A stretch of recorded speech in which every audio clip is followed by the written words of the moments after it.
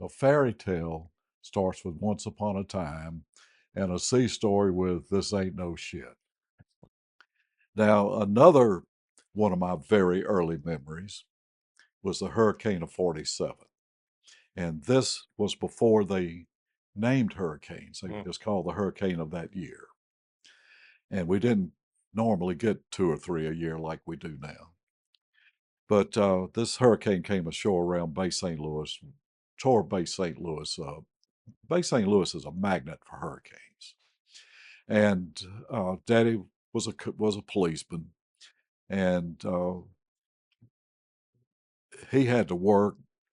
And I want to remember that my mother was sick, but I don't remember that. But I know water came to within this much of getting into our house. The streets and the lot flooded, but it never got into our house on Polk Avenue. And our front window was like two windows, two normal windows with panes, but no centerpiece, just, maybe five panes across and five panes down. And Tommy and I were standing at that front window watching the storm rage and also listening to the pine trees in our lot wipe the shingles off our house.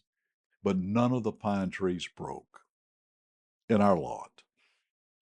But across the street, Mr. Trend had a large oak tree.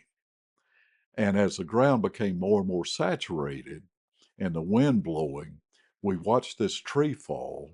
And it wasn't like a big crash, like a big kaboom.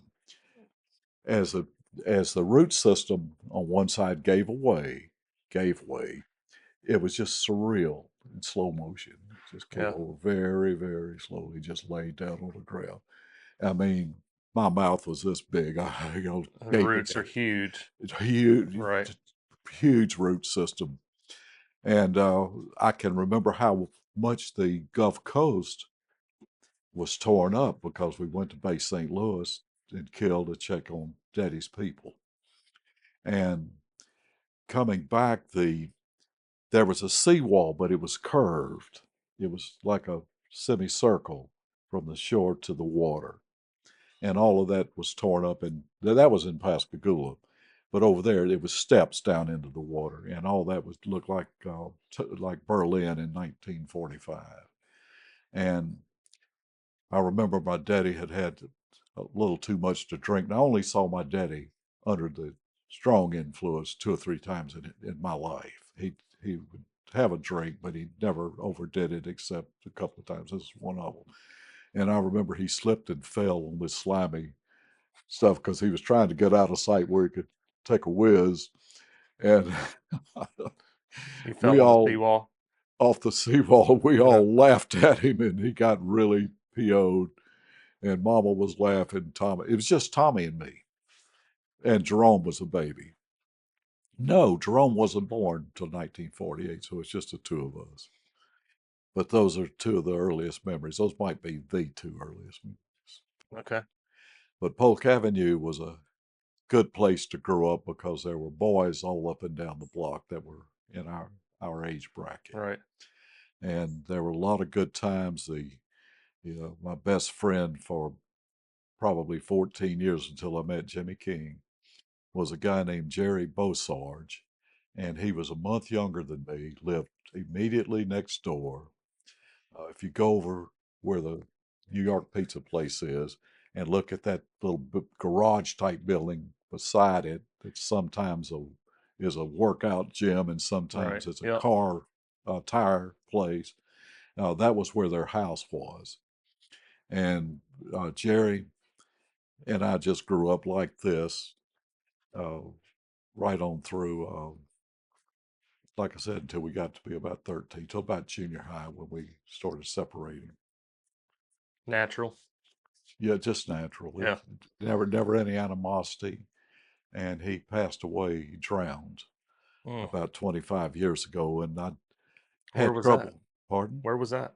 He drowned in West River, and he was with his brother in law, a guy named Billy Martin.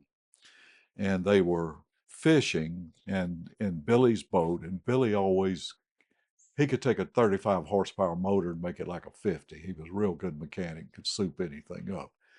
And he's running in the river, and the motor had a tiller, and the cowling came loose. So the two of them, rather than stopping the boat and getting the cowling secured, they keep hauling ass, and they're trying to do the uh, the cowling.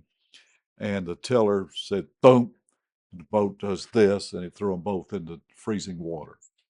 Billy made it to the marsh and survived, and Jerry didn't.